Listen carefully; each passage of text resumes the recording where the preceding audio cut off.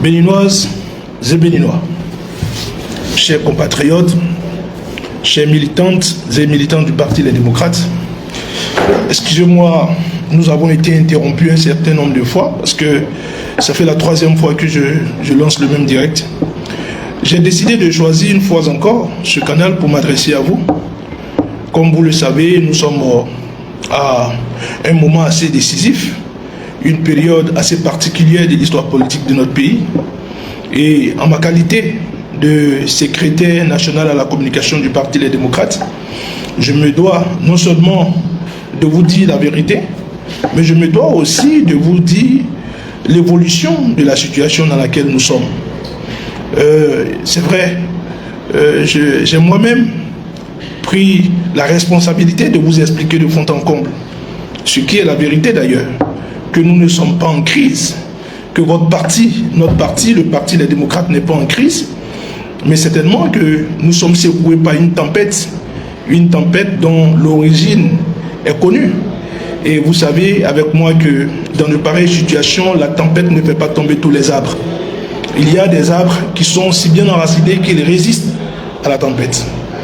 Et donc, disais-je, c'est de ma responsabilité, en tant que secrétaire national à la communication du parti, d'échanger régulièrement avec vous, parce que, comme vous le savez, nous n'avons pas les moyens de ceux qui sont en face de nous, afin de pouvoir envahir tous les canaux de communication, mais les quelques moyens que nous avons, nous allons les investir, afin de ne pas vous priver de précieuses informations et de vous dire le niveau auquel nous sommes dans le combat politique dans lequel nous sommes. Je voudrais vous rassurer que votre parti tient debout.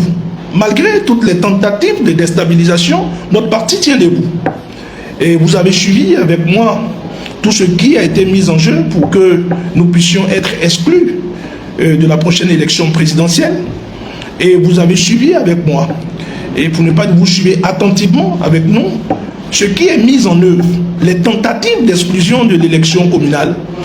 Mais cette fois-ci, nous avons dit, nous mènerons ce combat et nous le ferons avec toutes les armes que les lois de la République nous offrent. Nous n'allons pas nous laisser si facilement exclus du jeu de l'élection communale. Parce que, je l'ai dit, nous sommes un parti sérieux, nous sommes un parti de travailleurs, nous avons mobilisé des bénévoles, qu'ils soient des jeunes hommes ou des jeunes femmes, à travailler de jour comme de nuit, afin que nos dossiers puissent être des meilleurs. Et donc pour nous, il est inacceptable qu'on puisse nous déclasser aussi facilement que la Commission électorale nationale autonome tente de le faire. Et cela conforte nos soupçons. N'oubliez pas que le 27 novembre 2023, lorsque le président Patrice Talon avait reçu une délégation du Parti Les Démocrates, délégation conduite par le président Thomas Boniyahi et un certain nombre de vice-présidents du parti, nous avons, au cours de cette rencontre avec le président Patrice Talon, dit nos inquiétudes sur la composition de la Commission électorale nationale autonome. Mais ça n'a pas manqué, ça ne rate pas aujourd'hui. C'est cette Commission électorale nationale autonome qui s'échine, qui met tout en œuvre pour nous exclure de la compétition électorale. Souvenez-vous aussi qu'après mars 2024, lorsque il y a eu cette rélecture que nous avons qualifiée de rélecture injuste du code électoral, nous avons fait feu de tout bois pour expliquer à la communauté nationale était un code électoral chrysogène et que ce code électoral n'était pas un code électoral qui pouvait rassurer la quiétude des Béninoises et des Béninois. Et donc nous sommes en plein là-dedans aujourd'hui. Vous savez, les points qui avaient été soulevés le 27 novembre 2023 lors de la rencontre entre le président Patrice Talon et la délégation du Parti Les Démocrates, nous avons mis sur pied, nous avons mis sur le tapis, je dirais, nos inquiétudes concernant la composition de la Commission électorale nationale autonome. Et ce combat que nous avons fait vaille que vaille, que nous avons fait de jour comme de nuit, en expliquant à nos populations les incongruités de ce code électoral. Et aujourd'hui, malheureusement, nous sommes en plein là-dedans, tous les pièges qui avaient été mis dans ce code électoral afin d'exclure le principal parti d'opposition. Et donc, nous n'avons pas changé, nous continuons d'être harmonieux entre ce que nous disons et ce que nous faisons, et nous continuons, comme je le dis, de faire ce combat, la tête sur les épaules, et de savoir que c'est un combat national, de savoir que c'est un combat patriotique. Le combat politique dans lequel nous sommes, ce n'est pas un combat contre un individu. C'est un combat pour les principes. C'est un combat pour la solidité de notre démocratie. Et donc, continuez de croire avec moi que votre parti, le Parti Les Démocrates, est certainement secoué parce que, comme vous le constatez avec moi, il y a beaucoup d'assauts contre l'édifice démocrate, mais nous tenons. Voilà, nous tenons et vous devez croire, vous devez savoir, vous devez retenir cela. Nous tenons et nous irons de l'avant. Comme j'ai l'habitude de vous le dire, nous avons vaincu, nous vaincrons, nous continuons d'être debout. Ceci étant dit, ce soir, j'ai un message particulier à vous donner. Le message particulier que je veux bien partager avec vous ce soir concerne la session parlementaire de demain, vendredi 14 novembre 2025. Nous avons tous constaté dans le programme qui a été présenté de l'ordre du jour de la session de demain au Parlement qu'il y a la fameuse question liée à la révision constitutionnelle.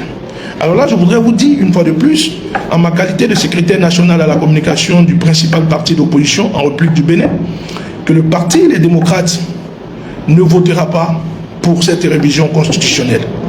Et c'est le lieu pour moi de vous dire que nos députés, les députés que vous avez élus, les 28, sont sous pression. Pas les 28 aujourd'hui, les 22 je dirais, sont sous pression, sont sous diverses pressions. Et c'est l'occasion pour moi de vous dire qu'ils ne doivent pas fléchir, ils doivent tenir. Souvenez-vous en début de propos ce que j'avais dit, que la tempête ne fait pas tomber tous les arbres et qu'il y a des arbres qui au contraire, plus la tempête est forte, plus ces arbres s'enracinent durablement dans le sol. Et donc ces 22 sont 22 héros. La révision constitutionnelle dans tous les États qui se respectent, les sachants, s'ils me suivent, savent de quoi je parle, respectent un certain nombre de procédures. Et donc, on ne peut pas réviser une constitution comme de la manière on change un vêtement. On ne peut pas réviser une constitution à pas de charge. Nous l'avons toujours refusé. On ne peut pas réviser une constitution en mettant la pression sur les députés de l'opposition. C'est une question éminemment politique et cela doit se passer de manière consensuelle. Qu'on se parle, qu'on accepte ce qu'on veut enlever, qu'on rejette ce qu'on veut ajouter. Et qu'ensemble on s'entende et qu'on s'accorde. C'est après avoir mené ces démarches qu'on peut aller à une révision constitutionnelle. Et donc, ce soir, je voudrais lancer un appel solennel à nos parlementaires. Vous êtes des hommes, il y a parmi vous aussi des femmes. Vous avez été élus dans des circonscriptions électorales. Je me souviens encore en 2023, les conditions dans lesquelles vous avez été élus. Des conditions difficiles, sans moyens, les menus. Nous avons ensemble traversé les vents et les rues de vos différentes villes et de vos différentes circonscriptions électorales. Nous avons vu des gens qui n'ont rien demandé en retour, que de vous apporter les suffrages. C'est le moment de travailler pour la République. C'est le moment pour chacun de vous souvenir de ces jeunes hommes, de ces femmes, de ces hommes qui sans rien réclamer ont décidé de vous accorder leur confiance. Quelle que soit la pression à laquelle vous êtes soumis, vous devez vous souvenir que ces hommes vous regardent, que ces femmes vous regardent. Une république, c'est beaucoup de choses à la fois. Mais nous, tout en étant des politiques, nous sommes aussi des pédagogues. Tout en étant des politiques, nous sommes aussi des référentiels, des personnes sur lesquelles des jeunes doivent pouvoir prendre l'exemple. C'est pour cela qu'il faut tenir. Il faut tenir et savoir qu'une révision constitutionnelle doit respecter un certain nombre de procédures. Et que de cette manière, où c'est un groupuscule, c'est un petit nombre qui décide de soumettre un grand nombre, il faut refuser d'accorder votre suffrage à cette modification constitutionnelle. C'est le mot du parti, c'est la position du parti, et je le dis, ce parti plus que jamais est solide, ce parti plus que jamais est debout, ce parti plus que jamais, qu'elles soient des Béninoises, qu'ils soient des Béninois, se retrouvent, se reconnaissent en ce parti. Ce n'est pas parce que nous sommes persécutés, ce n'est pas parce que nous recevons des assauts que nous sommes devenus subitement minoritaires. Nous continuons d'être le parti majoritaire en République du Bénin.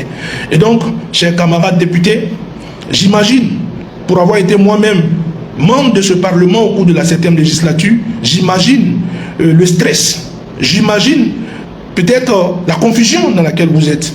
Mais je voudrais vous demander de rester debout, c'est le mot d'ordre. Il faut rester debout, parce que bientôt nous allons vaincre. Et donc, le combat pour les communales, nous continuons de le mener. D'ici quelques jours, selon la loi, la Cour suprême doit pouvoir rester du côté de la vérité. La Cour suprême doit pouvoir rester du côté du peuple. Et nous pensons que cette Cour n'empruntera pas la voie ni de la Sénat, ni de la Cour constitutionnelle.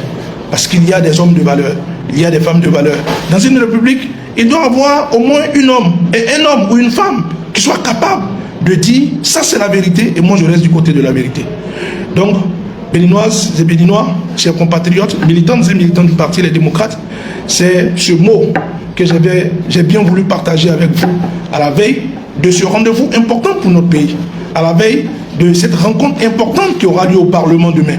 Vous dit la position de notre parti, vous dit la position du Parti Les Démocrates, et vous dit que nous sommes debout et que nous vaincrons. Et que nos députés, malgré les pressions qui viennent de toutes parts, doivent tenir. Parce qu'ils ont été élus pour représenter le peuple, parce qu'ils ont été élus pour écouter la voix du peuple. Et la voix du peuple aujourd'hui, c'est la voix de la majorité. Et lorsque la majorité n'a pas été associée à un projet, ce n'est plus le projet de la majorité. Dieu est avec nous, que Dieu nous garde. Ensemble, nous vaincrons et nous restons debout. Je vous remercie.